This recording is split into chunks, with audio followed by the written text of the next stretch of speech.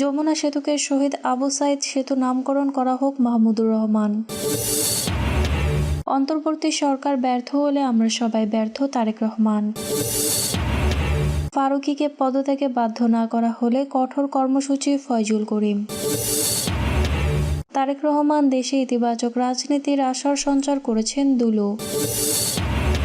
শেখ হাসিনা দেশকে নিজের বাবার জমিদারি মনে করতেন রিজভী। সরকার যত বেশি সময় নেবে তত বেশি সমস্যা তৈরি হবে মির্জা ফখরুল। যমুনা সেতুকে শহীদ আবু সাইদ সেতু নামকরণ করা হোক মাহমুদুর রহমান। দৈনিক আমার দেশ পত্রিকার সম্পাদক মাহমুদুর রহমান বলেছেন, আমি মনে করি রংপুরবাসীর জন্য সবচেয়ে বেশি গৌরবের নাম আবু সাইদ। সরকারের কাছে আবারও দাবি করতে চাই, দ্রুত যমুনা সেতুর নামকরণ পরিবর্তন করে শহীদ আবু সাইদ সেতু নামকরণ করা হোক। শনিবার রংপুরে আবু সাইদের কবরে শ্রদ্ধাঞ্জলি ও জিয়ারত শেষে সাংবাদিকদের সঙ্গে আলাপকালে তিনি কথা বলেন।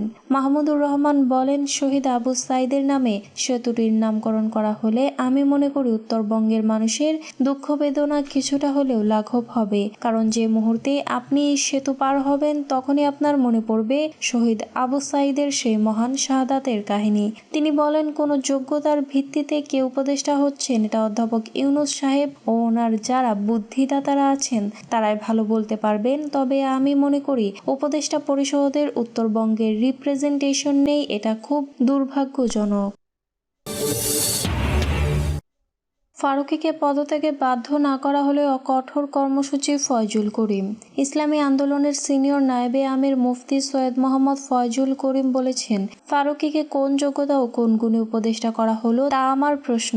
যদি ফারুকীকে পদত্যাগ করতে বাধ্য না করা হয় তাহলে কঠোর কর্মসূচি দেওয়া হবে। শনিবার বিকেলে মাদারীপুরের শিবচর নন্দকুমার মডেল ইনস্টিটিউশন মাঠ প্রাঙ্গণে আয়োজিত গণসমাবেশে প্রধান অতিথির বক্তব্যে তিনি এসব কথা বলেন। আওয়ামী লীগ ও বিএনপির মধ্যে পার্থক্য নেই উল্লেখ করে তিনি বলেন, যে ফ্যাসিস্টের বিরুদ্ধে এদেশের মানুষ আন্দোলন করেছে, চিহ্নিত একটি রাজনৈতিক দল তাদের সঙ্গে হাত মিলিয়ে এদেশের শহীদদের সঙ্গে বেইমানি করেছে। তারা এদেশের মানুষের আবেগের ওপর দাঁড়িয়ে ক্ষমতায় যেতে চায়। অন্তর্বর্তী সরকারের উদ্দেশ্যে ফয়জুল করিম আরও বলেন, এদেশের মানুষ আন্দোলন করে জীবন দিয়েছে, আর উপদেষ্টা বানানো হচ্ছে বিদেশি চাটুকারদের, যারা ইসলাম ও এই দেশের দুশ্মন। দেশের সাধারণ মানুষ এসব মেনে নেবে না।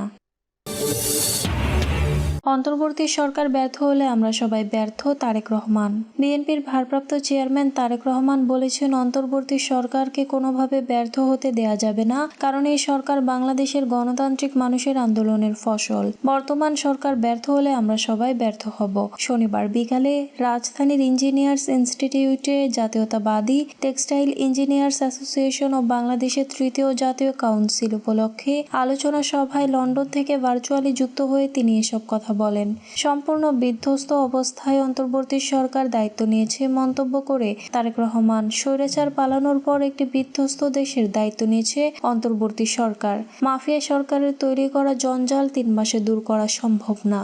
আবার 3 মাস পরে সরকারের সফলতা ব্যর্থতা নিয়েও জনমনে প্রশ্ন ওঠা অস্বাভাবিক বা অন্যায্যও নয়। তবে সরকার পরিচালনায় অদক্ষতা দেখতে পেলে জনগণ সহজভাবে মেনে নেবে না। তারেক রহমান বলেন, আমরা দেখেছি অন্তর্বর্তী সরকার নির্বাচন কমিশন পুনর্গঠনের উদ্যোগ নিয়েছে। জনগণ আশা করছে নিরপেক্ষ ও স্বচ্ছ পরিবেশে ভোট দিতে সক্ষম হবে। তারেক রহমান দেশে ইতিবাচক রাজনীতির আশার সঞ্চার করেছেন দুলু। বিএনপির কেন্দ্রীয় নেতা ও সাবেক মন্ত্রী অ্যাডভোকেট এম রুহুল কুদ্দুস তালুকদার দুলু বলেছেন, বিএনপির ভারপ্রাপ্ত চেয়ারম্যান তারেক রহমান দেশে ইতিবাচক রাজনীতির আশার সঞ্চার করেছেন। গতানুগতিক রাজনীতির বাইরে তারেক রহমানের ইতিবাচক ও পরিবর্তনের রাজনীতি জাতির সামনে নতুনভাবে আশার সঞ্চার করেছে। যে অবস্থানেই থাকুক না কেন বিএনপি জনকল্যাণে কাজ করে যাবে। শনিবার শনিবার নাটোরের নলডাঙ্গা উপজেলার মাধনগর ইউনিয়ন বিএনপি আয়োজিত জনসমাবেশে প্রধান অতিথির বক্তব্যে তিনি এসব কথা বলেন। কুদ্দুস তালুকদার দুলু বলেন, বিএনপির সবসময় জনগণের পাশে ছিল, এখনো থাকবে। আওয়ামী লীগ দুর্নীতি লুটপাট করে দেশের অর্থনীতিকে ধ্বংস করে দিয়েছে। তারপরেও আমরা অন্তর্বর্তী সরকারের প্রতি আহ্বান জানাবো, আপনারা ক্ষতিগ্রস্ত মানুষের পাশে দাঁড়ান, আমরা আপনাদের সহযোগিতা করতে চাই। দুলু আরও বলেন, পৃথিবীর কোনো দেশে স্মরণকালে কোনো স্বৈরাচারী সরকার পতনের পর আর ক্ষমতায় ফিরে আসতে পারেনি। আওয়ামী লীগও আগামী 40 বছরে আর বাংলাদেশের ক্ষমতায় ফিরতে পারবে না। শেখ হাসিনা দেশকে নিজের বাবার জমিদারি মনে করতেন রিজভী। সাবেক প্রধানমন্ত্রী শেখ হাসিনা তীব্র সমালোচনা করে বিএনপির সিনিয়র যুগ্ম মহাসচিব রুহুল কবির রিজভী বলেছেন, তিনি ক্ষমতায় থাকার জন্য হাজার হাজার মানুষকে খুন করেছেন, বিরোধী মতের উপর নির্যাতন চালিয়েছেন।